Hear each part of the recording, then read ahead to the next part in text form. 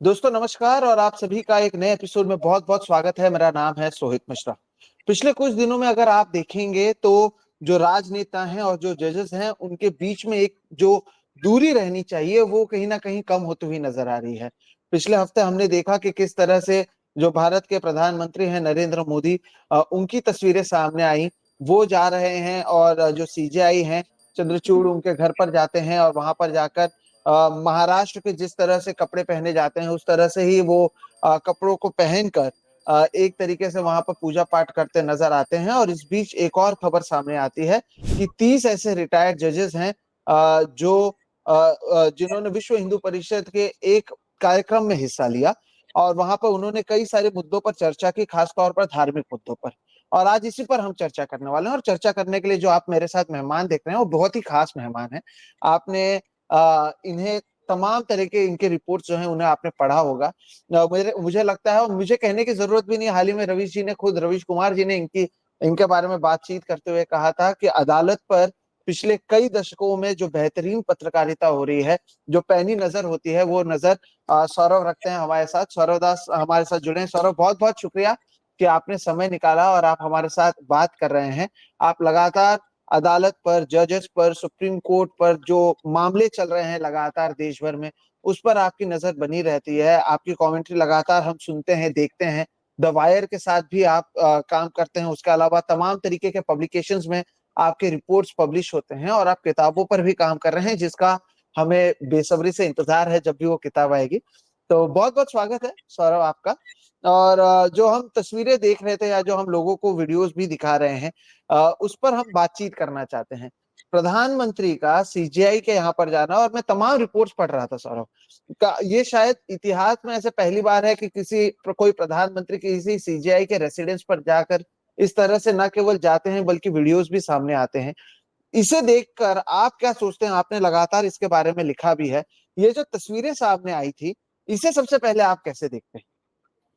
Thank you Sohit. आपने बहुत ही लंबा एक प्रेज किया मुझे। अब बहुत लिबरल है आप प्रेज करने में, but thank you so much for inviting me. And बहुत अच्छा है कि आप ये शो कर रहे हो कि हिंदी के व्यूअर्स को ये जानना भी बहुत ज्यादा इंपॉर्टेंट हो जाता है, क्योंकि मैं ज्यादातर मेरी जो रिपोर्टिंग रहती है, मेरे जो ट्वीट्स रहते हैं वो इंग्लिश में रहते हैं। एंड रवीश जी भी यही बोल रहे थे कि हिंदी के दर्शकों को ये जानना और समझना बहुत इंपॉर्टेंट बात होती है। तो जब ये जी। पहले विजुअल आया, अब देखिए, प्रधानमंत्री या होम मिनिस्टर के साथ कोई भी चीफ जस्टिस ऑफ इंडिया हो, आज तक जो भी चीफ जस्टिस ऑफ इंडिया रहे, वो मिलते हैं। प्राइवेटली भी मिलते हैं, पब्लिकली तो चलो फंक्शन में कोई फंक्शन है दूसरे कॉन्स्टिट्यूशनल फंक्शनरीज के साथ जो दूसरे संवैधानिक पोजीशन में होते हैं, उनके साथ मिलते हैं, वो सब लोग देख पाते हैं। लेकिन प्राइवेट जो मीटिंग्स होती है वो भी हम्म। होती रहती है। ऐसा नहीं है कि ये बहुत ही पहली बार हो रहा है ये चीज। हम्म। लेकिन हम्म। अब मुद्दा ये आ जाता है कि जब ऐसे प्राइवेट मीटिंग्स को आप पब्लिकली एक पब्लिसिटी देते हो, उसमें फिर लोगों का जो परसेप्शन बन जाता है, जुडिशरी और जो एग्जीक्यूटिव है, गवर्नमेंट ऑफ द डे, उन दोनों के बीच जो क्लोजनेस दिखती है, उसमें लोगों को थोड़ा सा अनकंफर्टेबल कर सकती है। एंड ये सिर्फ हम्म। ये जो दो लोग मिल रहे हैं उनके लिए खराब नहीं है, ये पूरे जो संस्थान है, जो इंस्टीट्यूशन है of the judiciary of the supreme court, उस इंस्टीट्यूशन का इमेज भी लोगों के सामने बहुत ही गिरा देती है ये चीज। तो हम्म। जब पहले बार ये विजुअल ट्वीट किया गया था, एंड ये I think prime minister's office के ट्विटर हैंडल से ही किया गया था, जी। क्योंकि सुप्रीम कोर्ट का अपना कोई सोशल मीडिया हैंडल तो है नहीं, एंड ऐसा कुछ वैसा पब्लिसिटी वाला चीज है नहीं। तो हम्म। नेचुरली ये पीएमओ के हैंडल से ट्वीट हुआ था, एंड मोदी जी ने भी आई थिंक इसको शेयर करके कुछ कुछ लिखा था। तो तब जब ये विजुअल आया, बहुत ही एक डिस्टर्बिंग सिग्नल गया पूरे देशवासियों के लिए भी, एंड दूसरे जो हम्म। जुडिशरी में है, जजेस वगैरह, उनके लिए भी। हम्म। इस पे हम हम्म। और मतलब डिटेल में डिस्कस करेंगे, लेकिन हाँ, तो मेरा भी यही मानना था कि ये ऐसा जो एक प्राइवेट मीटिंग, अब मैं बोल रहा हूँ आपको कि प्राइवेट मीटिंग तो होते रहता है, तो इसमें क्या हम्म। खराब हो गया, इतना क्यों आउटरीच हो गया। बात ये है हम्म। कि जब पब्लिक मीटिंग जब होता है तब बहुत सारे लोग रहते हैं। दूसरे हुँ, बाबू लोग रहते हैं, दूसरे जजेस लोग हुँ, रहते हैं, प्रेसिडेंट हो सकते हैं, प्राइम मिनिस्टर हो सकते हैं, मिनिस्टर्स हो सकते हैं, तो एक गैदरिंग है। उस गैदरिंग में एक आपको याद होगा कि एक इफ्तार पार्टी का मनमोहन सिंह के टाइम से जो जी। उस time chief justice of India थे, बालाकृष्णन शायद, उनका पिक्चर शेयर हो रहा था, राइट विंग हैंडल्स बहुत सारे बोल रहे थे कि ये देखो इफ्तार पार्टी में गए हैं उस टाइम के चीफ जस्टिस ऑफ इंडिया, तो तब किसी ने कुछ क्यों नहीं बोला। लेकिन वही बात है कि ये एक पब्लिक मीटिंग था, बहुत सारे कॉन्स्टिट्यूशनल फंक्शनरीज थे, बहुत सारे लोग थे हुँ, उसमें, तो उसमें मिलना, हुँ, उसमें कोई ऑब्जेक्शन हो नहीं सकता। आज भी जो चीफ जस्टिस ऑफ इंडिया है मोदी जी के साथ मिलते रहते हैं पब्लिकली, लेकिन ये एक प्राइवेट मीटिंग है, इसमें सिर्फ दो हुँ, लोग मिल रहे हैं, एंड वो दो लोग हैं, एक गवर्नमेंट के हेड और दूसरे जुडिशरी के हेड। तो एंड इस चीज को आप पब्लिसिटी दे रहे हो, वो आपत्तिजनक चीज है, ना कि उनका मिलना। क्योंकि हुँ, मिलते तो रहते हैं, हुँ, आज मिलते रहते हैं, लेकिन वो हुँ, पब्लिसिटी देना, हुँ, ये चीज बहुत ही गलत बात हुई। एंड स्पेशली आज के टाइम पे जब इतने सारे मुद्दे सरकार से जुड़े हुए कोर्ट्स में है, बहुत ही पॉलिटिकली सेंसिटिव मैटर्स भी कोर्ट में है, तो हुँ। मेन ऑब्जेक्शन तो ये था लोगों का।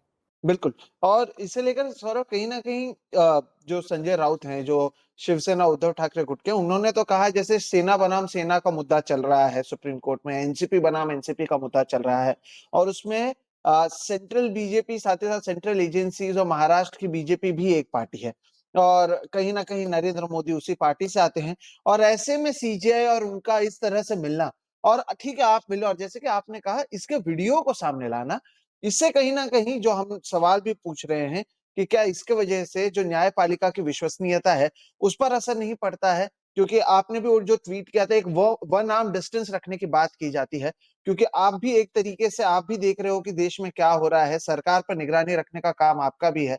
तो क्या इसे केवल एक पर्सनल इवेंट मानना सही रहेगा या नहीं? या फिर जो विपक्ष के कुछ लोग कह रहे हैं, उस बात में भी उतना ही तथ्य है कि नहीं आपको नहीं मिलना चाहिए था और अगर मिल भी रहे हैं तो इस तरह के वीडियोज़ को आप बाहर नहीं लाना चाहिए। हुँ।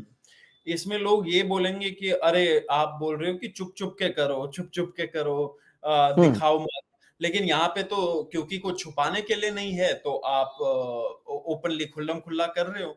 अब इसमें हुँ, प्रॉब्लम ये है कि ऐसे एनालॉजी देना भी सही नहीं है, क्योंकि हुँ, बोला जाता है कि जब न्यायपालिका न्याय करती है, तो सिर्फ न्याय हुँ, करना ही इम्पोर्टेंट नहीं है, न्याय हो रहा है ये लोगों का देखना भी बहुत ज़रूरी है, जिससे लोगों का हुँ, भरोसा बना रहे न्यायपालिका में।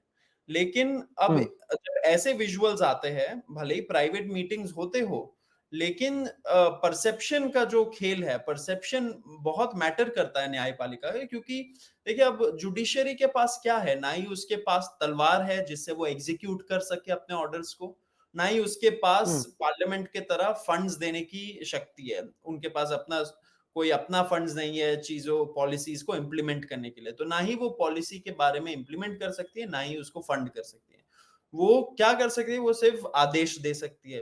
एंड आदेश का पालन क्यों होता है? क्योंकि लोगों का भरोसा है उसमें, उस उनका हुँ, ट्रस्ट है। हुँ, वो जो परसेप्शन है कि जुडिशरी एक न्यूट्रल इंस्टीट्यूशन है, उसके सारे न्यायाधीश न्यूट्रल लोग हैं, वो कानून के हिसाब से ही डिसाइड करेंगे, ना कि कोई पॉलिटिकल कंसिडरेशंस के। वो परसेप्शन को बहुत हानि पहुँचती है जब ऐसे विजुअल्स प्राइवेट मीटिंग के पब्लिक किए जाते हैं।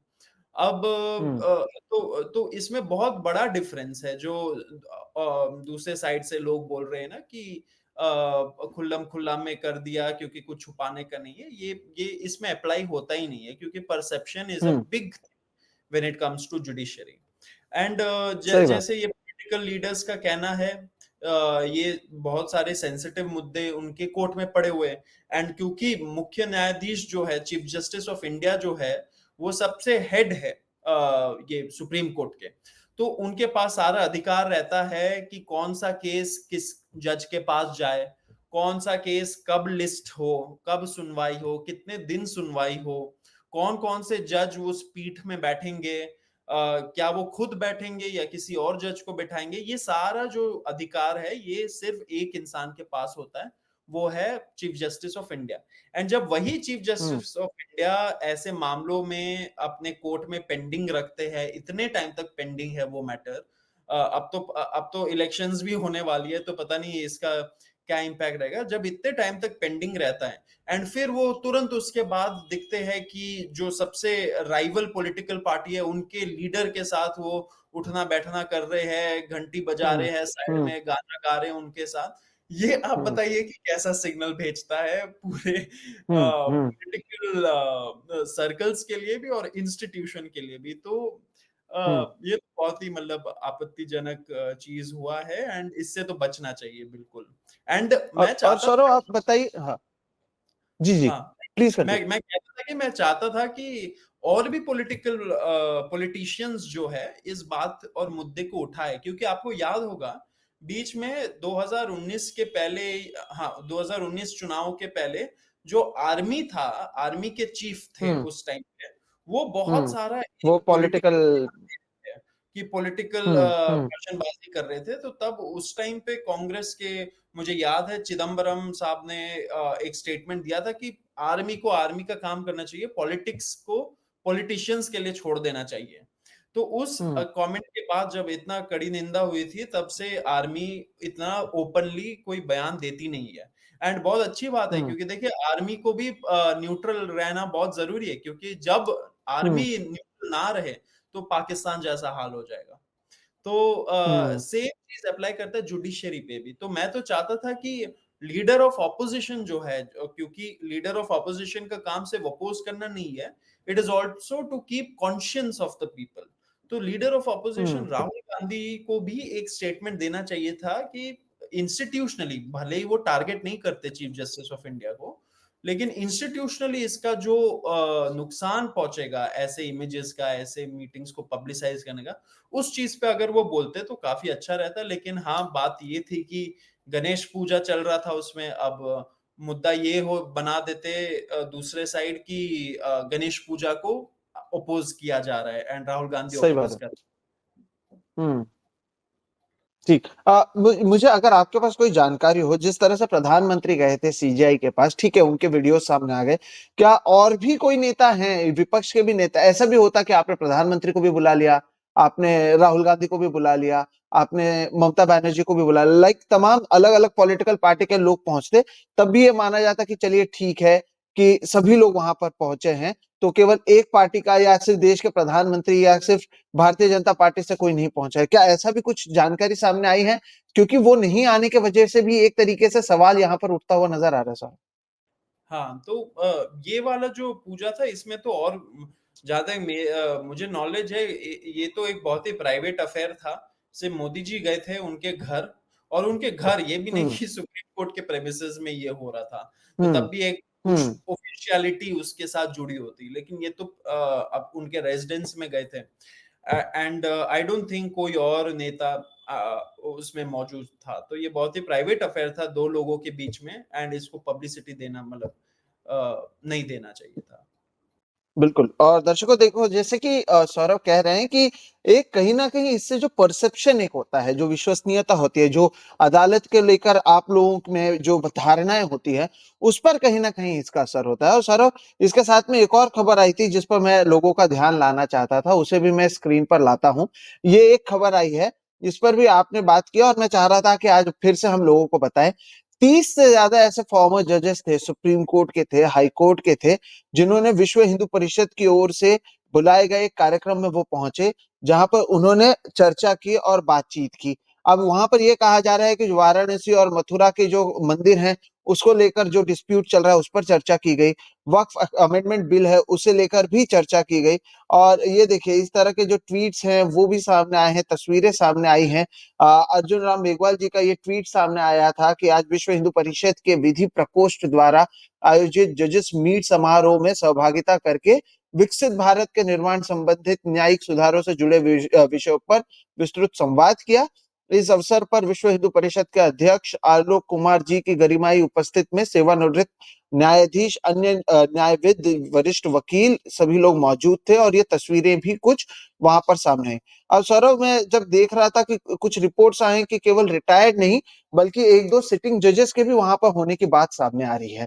एक हम जिन जिन जजेस की हम बात कर रहे हैं और जिस संविधान की हम बात करते हैं वो तो धर्मनिरपेक्ष है, लेकिन एक विश्व हिंदू परिषद की ओर से एक धार्मिक कार्यक्रम या फिर धर्म को लेकर एक तरीके से एक आयोजन किया जाता है और वहां पर इन जजेस का पहुंचना, रिटायर्ड जजेस का पहुंचना और फिर इसको लेकर जो ट्वीट सामने आए हैं, क्या दर्शाता है? फिर एक बार ये परसेप्शन का पूरा मामला सामने आ जाता है, सवाल उठने लग जाते हैं। किस तरह से इसे देखते हैं? इसे लेकर आप दर्शकों को क्या बताना चाहेंगे? एंड इसी में एक और बात मैं जोड़ देता हूँ सोहित भाई कि जी। अगर अब बात ऐसी है कि जैसे जब मैं आपको बोल रहा था कि जो सीएम होते हैं स्टेट के वो हाई कोर्ट के चीफ जस्टिस के साथ भी मिलते हैं, प्राइवेट में मिलते हैं, वैसे ही आप एक्सपेक्ट कर सकते हैं कि शायद सीजेआई भी मिलते होंगे पीएम के साथ या एचएम के साथ। ऐसा होता है एंड ये होते आ रहा है बहुत टाइम से, कांग्रेस के टाइम पे भी होता था। लेकिन वही है ना कि बात ये हो जाती है कि जब एक जज के पोस्ट में किसी को अपॉइंट किया जाता है, वो इंसान ही है। अब इंसान का तो हुँ, अपने बहुत सारे व्यूज होंगे, बहुत सारे थॉट्स होंगे, आइडियोलॉजी होगी, शायद हिंदुत्व की आइडियोलॉजी हो या लेफ्टिस्ट आइडियोलॉजी हो, जो भी आइडियोलॉजी हो। अब जब वो इंसान एक पोस्ट में अपॉइंट किया जाता है, जज के पोस्ट में, ये उसको अच्छा जज तब बोला जाता है जब वो इन अपने थॉट्स को, अपने आइडियोलॉजी को साइड में रखते हुए कानून के हिसाब से अपना डिसीजन दे, वो होता है। तो हुँ, अगर हुँ। जब सीजेआई और पीएम के बारे में हम लोग डिस्कस करें, इसका मतलब ये नहीं कि सीजेआई कॉम्प्रोमाइज हो गए। ये बिल्कुल, लोगों को नहीं बिल्कुल नहीं, लगना चाहिए कि सीजेआई कॉम्प्रोमाइज हो गए, क्योंकि बिल्कुल। मिलना जुलना तो होता रहता है, इसके अलावा भी होता रहता है, लेकिन परसेप्शन बैटल है ये। परसेप्शन को मेंटेन करना बहुत ज्यादा इंपॉर्टेंट है जुडिशरी के, वो उसको मैं अगेन फिर से स्ट्रेस कर रहा हूँ। जहां तक बात ये वाली जी, वीएचपी वाली इवेंट है, इसमें बार एंड बेंच का भी रिपोर्ट आया, रत्ना सिंह का हुँ, रिपोर्ट है ये, कि जी, वीएचपी के एक फंक्शनरी ने उनको बताया कि 2 सिटिंग जजेस of the Delhi high court, वो लोग भी शामिल थे हुँ, इस चीज में। अब ऑफिशियली जब हुँ, उनको कमेंट के लिए पूछा गया, जो वीएचपी के प्रेसिडेंट है उनसे, उन्होंने बोला नहीं नहीं, ये तो सिर्फ रिटायर्ड जजेस का इवेंट था, एंड सिर्फ रिटायर्ड जजेस आए थे। अब ऑब्वियसली वो बोलेंगे तो नहीं कि सिटिंग जजेस भी अटेंड कर रहे थे, लेकिन दिल्ली हाई कोर्ट में आज के टाइम पे कई सारे ऐसे आइडियोलॉजिकली लीनिंग जजेस आइडियोलॉजिकल इवेंट्स में जाते हुए नजर आ रहे हैं। काफी सारे न्यूज रिपोर्ट भी आए। एक जस्टिस है, जस्टिस हुँ, स्वर्णकांता शर्मा, वो भी कोई हुँ, वीएचपी के इवेंट में कोई ऐसे ही मामलों में डिस्कशन करने के लिए बुलाई गई थी एंड उन्होंने एक्सेप्ट किया, वो गई, उन्होंने भाषण भी दिया। एंड ये वही जस्टिस स्वर्णकांता शर्मा है जो पॉलिटिकली सेंसिटिव मैटर्स भी उनके पास ही जाते हैं, जब दिल्ली हाई कोर्ट हुँ, में आम आदमी पार्टी से रिलेटेड बेल के मामले, केजरीवाल के बेल के मामले, कोई भी मिनिस्टर के बेल के मामले उसी में जाते हैं। अब उन्हीं सारे केसेस में भी वो बेल रिजेक्ट कर देती है। तो फिर वही बात है, फिर से वही बात आ जाती है कि बेल उन्होंने सही से रिजेक्ट किया हो या गलती से रिजेक्ट किया हो, जिस भी आधार पे किया हो, वो मैटर नहीं है। मैटर हुँ, फिर से परसेप्शन हुँ, की आ जाती है। जब वो अपने आप को जाके वीएचपी के इवेंट से जोड़ती है, तो दूसरे लोग सोचते हैं कि अच्छा ये तो फिर कुछ गड़बड़ है। लेकिन एंड फिर जब हुँ, उसके तुरंत बाद ही जजमेंट्स भी ऐसे आते हैं, तो फिर लोगों को लगता है हाँ भाई गड़बड़ है। तो इसके लिए नुकसान हुँ, किसका हो रहा है? नुकसान तो Delhi high court as an institution का हो रहा है ना।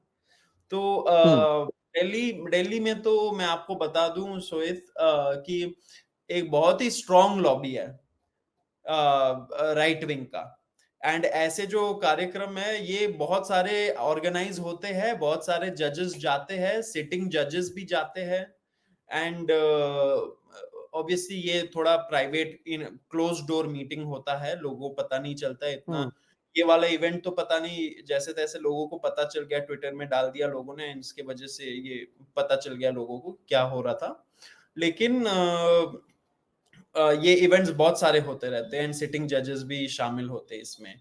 तो आज का प्रॉब्लम ये है कि जो लोग अपॉइंट किए जा रहे हैं जज के चेयर के लिए, वो जजेस आइडियोलॉजिकली उनका जो भी लीनिंग हो, वो अपने आइडियोलॉजी को साइड में रख के हुँ, क्या वो डिसीजंस दे पा रहे हैं, ये बहुत बड़ा क्वेश्चन है। हुँ, एंड मेरे बिल्कुल, हिसाब से बिल्कुल। तो ये नहीं हो रहा है उतना ज्यादा, बहुत ही आइडियोलॉजिकली पार्टिजान जिसको बोलते हैं इंग्लिश में, कि आइडियोलॉजिकल मैटर्स में एकदम कट्टरपंथी जो होती है, वो बिल्कुल आजकल दिखने को मिल रहा है, एंड दिल्ली हाईकोर्ट में भी वही बिल्कुल। है। हाँ। नहीं, और सौरभ आप देखिए ना, एक एक कर हमने देखा पश्चिम बंगाल में जजेस रिटायर होते हैं, डायरेक्ट भारतीय जनता पार्टी में शामिल होते हैं और चुनाव लड़ लेते हैं।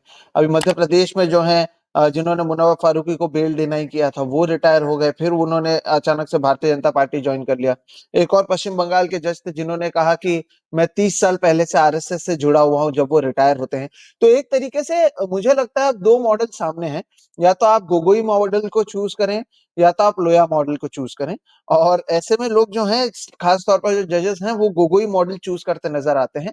और जैसे जैसे रिटायरमेंट पास आती है, आप देखेंगे कि जो उनकी नजदीकियां हैं, जो उस समय सत्ता में है, उनके साथ वो बढ़ती नजर आती है। क्या जब मैं ये कह रहा हूं, क्या आप इसको सही मानते हैं? और पोस्ट रिटायरमेंट बेनिफिट्स को भी कहीं ना कहीं ध्यान में रखते हुए, अपने फैमिली मेंबर्स को ध्यान में रखते हुए भी कुछ चीजें कहीं ना कहीं तो इन्फ्लुएंस होती हैं, ये आप मानते हैं? वरना एक सिटिंग जज को ये तो पता होगा कि आप ऐसे किसी इवेंट में क्यों जाएंगे जो पॉलिटिकली मोटिवेटेड है, जिससे आपकी विश्वसनीयता पर सवाल उठेगा। आपको जहां पर निष्पक्ष रहने की बात की जा रही है, एक धर्मनिरपेक्ष देश की हम बात करते हैं, और आप खुलकर विश्व हिंदू परिषद के कार्यक्रम में जा रहे हैं, तो लाजिमी सी बात है कि सवाल तो उठेगा। और कहीं ना कहीं कुछ पॉलिटिकल पार्टीज की तो कोशिश भी यह है कि सवाल उठे, जो इनकी भी विश्वसनीयता है वो भी खत्म हो जाए, और वहीं तरफ हम बढ़ते हुए नजर आए हैं।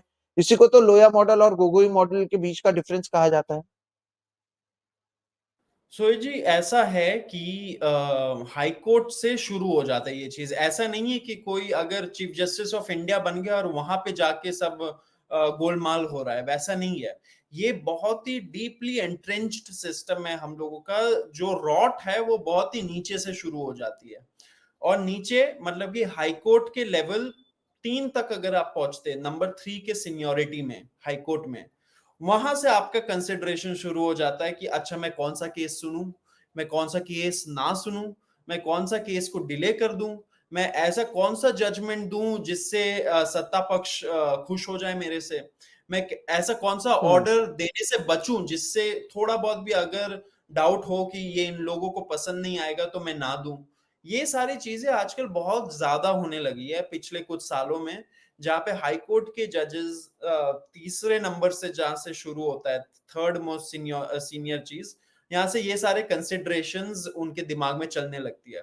तो अब हाँ, ऐसा बात नहीं है कि सारे के सारे जो जजेस है हाई कोर्ट्स में ऐसे सोच रहे होंगे, लेकिन बिल्कुल। ज्यादा हाँ। आजकल बहुत सारे ऐसे केसेस आए जहां पे ये हो रहा है। एंड ये इस वजह से हो रहा है सोहित, क्योंकि जजेस का रिटायरमेंट एज हाई कोर्ट में 62 है, सुप्रीम हम्म। कोर्ट में रिटायरमेंट एज 65 है।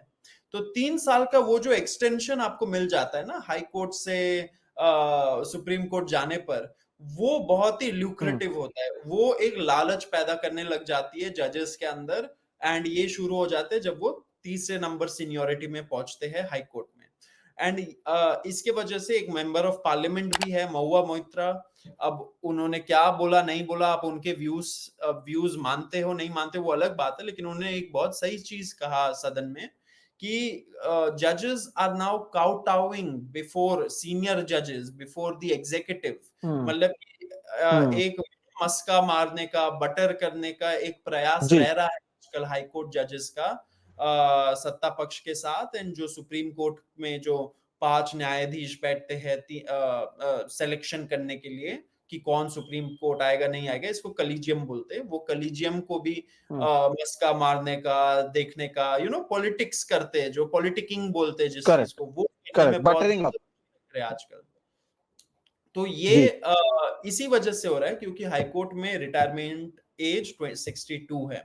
तो कहीं सारे जजेस आजकल जब ऐसे करते हैं तो फिर जजमेंट्स भी उनके ऐसे दिखने लगते हैं। एंड आजकल तो रिपोर्टिंग भी ज्यादा हो रही है। पहले के टाइम पे क्या होता था श्वेत, कि लोग रिपोर्ट नहीं करते थे। लोग तो कई सारे पेपर्स में तो नाम भी नहीं लेते थे कौन सा जज क्या बयान दे रहा है। अगर एक पीठ बैठी हो उसमें कौन सा जज क्या बोल रहा है वो भी नहीं आता था। Supreme court said, high court said, ऐसे करके आता था। अ बेंच ऑफ 2 जजेस सेड, ऐसे करके। तो वो जो हम्म। पर्सनली जज क्या बोल रहे हैं वो सब कमेंट्स लोग कवर नहीं करते। लेकिन आज रिपोर्टिंग इतनी ज्यादा हो गई है, लोगों का इसके वजह से दिलचस्पी जुडिशरी के साथ वो भी बढ़ चुकी है। तो ये सारे चीज़ें हम लोग को ज़्यादा सुनने को, पढ़ने को आ रही है। एंड लेकिन हुँ, ऐसा नहीं है कि सिर्फ़ इसी वजह से हो रहा है, लेकिन ऐसा भी है क्योंकि आज जो सत्ता पक्ष है वो कहीं न कहीं ये जो एक सेपरेशन ऑफ पावर्स बोलते हैं ना कि गवर्नमेंट अपना काम करे, जुडिशरी अपना काम हुँ, करे, दोनों में ज़्यादा तालमेल नहीं होना चाहिए। ये चीज़ पे ज़्यादा ट्रस्ट हुँ, नहीं करती है आज की गवर्नमेंट। तो हुँ, इसी वजह से जो हुँ, जजेस भी ज़्यादा इसके बारे में रुचि नहीं रखते, केयर नहीं करते बेसिकली, जो केयर नहीं करते कि हमें ऐसा रहना चाहिए, हमें इन लोगों से दूर रहना चाहिए। ऐसे जजेस फिर आप देखोगे कि वीएचपी के कुछ इवेंट्स में चले जाते हैं। हुँ। जजमेंट किसी तरह के देते हैं जस्ट बिफोर रिटायरमेंट। रिटायरमेंट के बाद कोई पॉलिटिकल पार्टी जॉइन कर लेते हैं। पहले भी करते थे, लेकिन आज बहुत सारे ऐसे केसेस आ रहे हैं। बिल्कुल। और कहीं न कहीं जैसे कि आपने कहा कि ये रिटायरमेंट के बाद का पोस्ट बेनिफिट्स जो है वो लेने की कोशिश है और दर्शकों देखिए एक-एक कर जितने इंस्टीट्यूशंस हैं, मीडिया को तो उन्होंने पहले ही कैप्चर कर लिया है। आईएएस के अंदर एक बहुत बड़ी लॉबी जो है वो मौजूद है।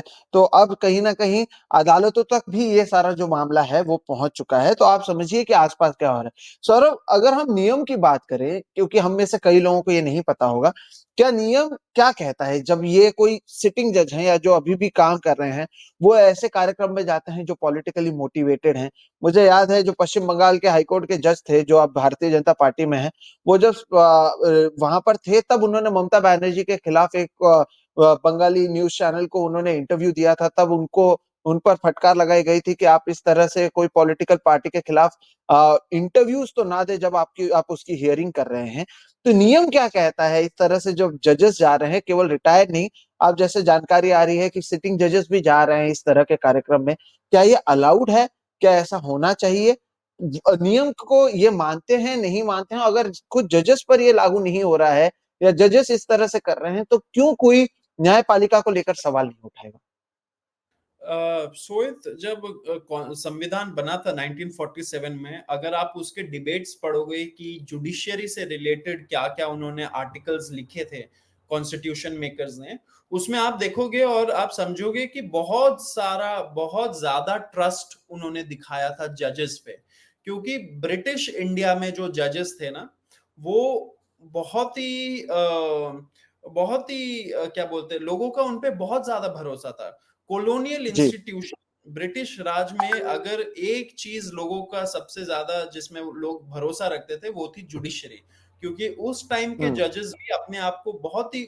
ऊपर वाले स्टैंडर्ड्स हाई स्टैंडर्ड्स में अपने आप को रखते थे जो भी उनके अब वो लोग कानून के हिसाब से ही काम करते थे अगर कानून ही एकदम घटिया है तो उनको उस हिसाब से ही चलना पड़ेगा लेकिन उन चीजों में भी वो लोग बहुत ज्यादा फेयर होते थे एक लिबरल पॉइंट ऑफ व्यू रखना चाहते थे रखते हुए दिखाई देते थे एंड बहुत ही कानून के हिसाब से चलते थे तो जब कॉन्स्टिट्यूशन बन रहा था तब कॉन्स्टिट्यूशन मेकर्स ने भी सोचा कि ये जो परंपरा है ये हमारी इंडियन जुडिशरी भी कंटिन्यू रखेगी ऐसे ही और इसी वजह से आप देखोगे कि जुडिशरी पे ज्यादा पार्लियामेंट और एग्जीक्यूटिव मतलब कि गवर्नमेंट का इन दोनों का ज्यादा रूल्स या ओवरसाइट नहीं है जुडिशरी पे जुडिशरी को एकदम जी ही इंडिपेंडेंट रहने इंडिपेंडेंट रखा है दिया एंड इसके वजह से आज जो हम लोग डिटीरियोरेशन देख रहे हैं जो स्टैंडर्ड्स है वो गिरते हुए देख रहे हैं इसी वजह से क्योंकि ट्रस्ट बहुत ज्यादा था लेकिन वो ट्रस्ट को कहीं ना कहीं कई सारे जजेस रख नहीं पा रहे लेकिन जहां तक रूल्स की बात है ऐसा कोई आज तक तो ऐसा कोई रूल आया नहीं कि आप ऐसे कार्यक्रम में नहीं जा सकते हो क्योंकि जजेस तो यूजुअली जाते हैं अब चीफ जस्टिस ऑफ इंडिया जो है हमारे वो भाषण देने कितने कितने सारे जगह जाते हैं यूएस चले हम्म जाते हैं यूके चले जाते हैं इंडिया में भी कई जगह जाते हैं दूसरे जजेस भी जाते हैं हाई कोर्ट के जजेस भी जाते हैं तो अगर अब कैसे डिफाइन करोगे कि क्या रूल्स हम्म में ये लिखा रहेगा कि वीएचपी के इवेंट में नहीं जाना है जजेस को ऐसा तो हम्म नहीं होता हम्म तो ऐसा हम्म कोई रूल है नहीं एज हम्म सच हम्म लेकिन वही है कि आप जब इंटरव्यू दे रहे हो इंटरव्यू देने पे भी एज सच कोई पाबंदी नहीं है लेकिन आप अपने जजमेंट्स को डिस्कस नहीं करने का एक रूल है कि don't discuss your judgments let your judgments speak for themselves मतलब कि हम्म। जजमेंट अपने में ही रहे, आपको जस्टिफाई सही करने बात। का जरूरत नहीं है लोगों के पास जाके, तो हम्म। ये रूल है। हम्म। लेकिन हम्म। वही है कि अब इस रूल का फायदा कैसे उठाते लोग, जैसे जस्टिस गंगोपाध्याय जो है वेस्ट बंगाल हाई कोर्ट के, हम्म। अब तो बीजेपी के एमपी बन गए, वो जब ममता बनर्जी के खिलाफ जाके भाषणबाजी करते हैं टीवी स्टूडियो में, न्यूज स्टूडियो में, तो फिर वो उल्लंघन है एक तरह से रूल का, मतलब कि you are misusing the rule, misusing that liberty given to a जज। हम्म। बिल्कुल। और कहीं ना कहीं जो आपने ट्वीट भी किया था कि इसीलिए जो विश्वसनीयता है उसको बनाए रखने की जरूरत है, कम से कम आप एक डिस्टेंस रखें, क्योंकि अगर आप नहीं रखेंगे तो फिर आपके देश की जनता का आपके ऊपर से विश्वास कम होगा। और इसकी शुरुआत कहीं ना कहीं खुद सीजीआई को करनी चाहिए। जो आपने ट्वीट भी किया था कि अगर सीजीआई के यहीं पर प्रधानमंत्री जाएंगे तो ये क्या संदेश जाता है भविष्य के उन जजेस के लिए जो सुप्रीम कोर्ट में आ रहे हैं, जो हाई कोर्ट में आ रहे हैं, कि आप जाइए, आप बातचीत कीजिए, आप इस तरह के कार्यक्रम कीजिए, उसके वीडियोस को बाहर लाइए, और इससे जो दोनों के बीच में गैप है वो कम होता हुआ नजर आ रहा है। हाँ, यही मैं, ये वाला इम्पोर्टेंट बात आपने, पॉइंट आपने रेज कर दिया, ये मैं भूल गया था बोलना कि जब ऐसे विजुअल्स बाहर आते हैं ना, तो एक सिग्नल तो जाता है जनता के लिए, जो हम लोगों ने बात कर लिया, लेकिन एक सिग्नल जाता है इंस्टीट्यूशन के लिए, जो निचले लेवल पे जजेस है। मान लीजिए हम्म। बस्तर में कोई एक लोकल कोर्ट के जज है, वो जब ये विजुअल देखते, वो क्या सोचते होंगे कि अच्छा, मतलब कि तालमेल बैठाना अपने लोकल एमएलए के साथ वो ठीक रहेगा, एंड हम्म। इसमें खुला छूट दे चुके हैं, क्योंकि अगर चीफ जस्टिस ऑफ इंडिया जो सबसे बड़े हैं वो अगर कर रहे हैं प्रधानमंत्री के साथ, तो हम तो फिर तब भी लोकल कोर्ट के जजेस हैं, हम अपने एमपी एमएलए, जो लोकल एमपी एमएलए उनके साथ मिल सकते हैं, फोटो खिंचवा सकते हैं लोगों को, लोग अगर देख ले तो कोई प्रॉब्लम नहीं है, ऐसा लगने लगता है। तो इसमें फिर हम्म। देखिए कितने लोग सुप्रीम कोर्ट तक पहुंचते हैं हमारे देश हम्म। में, ठीक है, हम्म। आज के टाइम पे 80,000 पेंडेंसी है सुप्रीम कोर्ट में। जी। लेकिन आप जी। निचले अदालतों में देखिए, लोअर कोर्ट्स में देखिए, डिस्ट्रिक्ट कोर्ट्स में देखिए, हाई कोर्ट्स में देखिए, बहुत सारे लोग सबसे पहले तो लोअर कोर्ट्स जाते हैं। अगर ये लोअर कोर्ट्स, ये डिस्ट्रिक्ट कोर्ट्स के जजेस ऐसा सोचने लगे, तो फिर हो गया, फिर आम आदमी का फिर तो हम्म। न्याय की कोई एक्सपेक्टेशन ही नहीं रहेगी लोगों पे। एंड तो ये सिर्फ chief justice of India Chandrachud जो अपना लेगेसी छोड़ के जा रहे हैं, ये इसके बारे में नहीं है, वो उनका लेगेसी जो भी रहे, लेकिन वो इंस्टीट्यूशन के लिए क्या प्रॉब्लम खड़ी करके जा रहे हैं, इसके बारे में उनको सोचना चाहिए था। बिल्कुल। तो जैसे कि दोस्तों सौरभ ने कहा भी यहाँ पर, वो लगातार कह रहे हैं, सौरभ के अगर आप रिपोर्टिंग को फॉलो करना है तो वो सारे रिपोर्ट्स को वो अपने वेबसाइट के साथ, वो अपने ट्विटर पर उसे शेयर करते हैं। आप सौरभ को ट्विटर पर भी फॉलो कर सकते हैं, साथ ही साथ उनके तमाम जगहों पर आर्टिकल्स आते रहते हैं जिससे आप पढ़ सकते हैं। तो सौरभ ने जिस तरह से कहा कि आप क्या लेगेसी छोड़ जा रहे हैं, ये बहुत महत्वपूर्ण है, क्योंकि कई लोग हैं जो शायद आपको फॉलो करेंगे। और जैसे कि आप जो अगर हमारे दर्शक रहे हैं, आपको पता है हम लगातार बात करते हैं, आप या तो गोगोई मॉडल चूज करें या लोया मॉडल चूज करें, तो एक तरीके से यही चीज यहाँ पर भी होती हुई नजर आ रही है, और गोगोई मॉडल की तरफ ज्यादा लोग जाते हुए नजर आ रहे हैं। हम नहीं कहते हैं, या जिस तरह से सौरभ ने भी कहा, कि इसका ये मतलब नहीं है कि आप जितने भी जजमेंट देंगे वो पूरी तरीके से प्रभावित होंगे, लेकिन कहीं ना कहीं आप इस तरह से मिलना और इस तरह के वीडियो सामने आना, और फिर सिटिंग जजेस का विश्व हिंदू परिषद के कार्यक्रमों में जाना, साथ ही साथ रिटायर्ड जजेस का जाना, इससे आपकी विश्वसनीयता पर तो सवाल उठेगा, आपके क्रेडिबिलिटी पर सवाल उठेगा। और फिर कई ऐसे जजेस हैं जिनके हमने ट्रेंड्स देखे हैं, जो एक तरफा या एक पार्टी की तरफ होते हैं, और जैसे ही वो रिटायर होते हैं उनका पॉलिटिकल करियर शुरू हो जाता है। ये न्यायपालिका के लिए या हमारे देश के लिए कितना महत्वपूर्ण है, इसका कितना प्रभाव पड़ रहा है, क्या इस पर वो ध्यान दे रहे हैं या नहीं। और इसी तरह के मुद्दों पर सौरभ लगातार बोलते रहते हैं और लिखते रहते हैं। सौरभ, बहुत बहुत शुक्रिया, न केवल आप हमारे साथ जुड़े, आपने लोगों को बहुत ही शानदार तरीके से समझाया कि क्यों ये मामला बहुत बड़ा बन रहा है, क्यों हम इसके बारे में बात करें। हमें कोई फर्क नहीं पड़ता कि आप गणेश चतुर्थी में जाएं या ना जाएं, किसी धार्मिक कार्यक्रम में जाएं या ना जाएं। हम बात कर रहे हैं परसेप्शन की दोस्तों, हम बात कर रहे हैं विश्वसनीयता की, अदालत की, और उस पर इसका जरूर प्रभाव पड़ता हुआ नजर आएगा। राजनीतिक पार्टियों को शायद हो सकता है इससे फायदा हो, लेकिन बतौर जनता आपको और हमें इससे नुकसान ही है। बहुत बहुत शुक्रिया। सौरभ आप जुड़े, आप भी दर्शकों को बताएं अगर वो आपका समर्थन करना चाहें, आपको सपोर्ट करना चाहें, आपको फॉलो करना चाहें, तो वो कहाँ कहाँ पर क्या कर सकते हैं, वो आपसे किस तरह से संपर्क कर सकते हैं, कहाँ कहाँ पर आपके आर्टिकल्स को वो पढ़ सकते हैं। तो ज्यादातर लॉ और जुडिशरी के बारे में तो मैं आर्टिकल 14 में लिखता हूँ, लेकिन अगर कहीं और भी लिखता हूँ, मैं सब कुछ अपने ट्विटर हैंडल मतलब एक्स हैंडल सौरभ दास हम्म, उसमें मैं शेयर करता हूँ। तो लोग वहां पे जाके फॉलो कर सकते हैं, पढ़ सकते हैं, और सपोर्ट दिखा सकते हैं। बिल्कुल। तो सौरभ का जो हैंडल है उसे भी दोस्तों मैं कमेंट में पिन कर दूंगा, तो आप जरूर फॉलो करें। सौरभ बहुत बहुत शुक्रिया, आप जुड़े। मुझे पता है कि आप बहुत व्यस्त हैं, लेकिन उसके बावजूद अपने समय निकाला, उसके लिए बहुत बहुत शुक्रिया। और आप जैसे युवा लोगों को देख रहे हैं कि इतनी क्लैरिटी के साथ जो करते हैं, तब और अच्छा लगता है कि चलिए अब भी हमारे फील्ड में लोग हैं जो वाकई क्लैरिटी के साथ अपनी बात को बोलते हैं, और उनमें से एक आप हैं। बहुत शुक्रिया, आप ना केवल जुड़े, बहुत आपने जानकारी दी। सो मच दर्शकों, आपको ये वीडियो कैसा लगा वो जरूर बताइएगा। वीडियो पसंद आए तो इसे लाइक करें, दूसरों के साथ साझा भी करें। मुझे और सौरभ को आप दोनों को फॉलो कर सकते हैं, सौरभ को ट्विटर पर भी फॉलो कर सकते हैं, उसके लिंक को मैं डाल दूंगा। साथ ही साथ अगर अब तक आपने इस चैनल को सब्सक्राइब नहीं किया है तो वो भी कर लें, हम इसी तरह के वीडियोस लगातार करते रहते हैं। हम उम्मीद करते हैं ये वीडियो आपको पसंद आया। फिलहाल सौरभ और मेरे हम दोनों की तरफ से आप सभी को नमस्कार।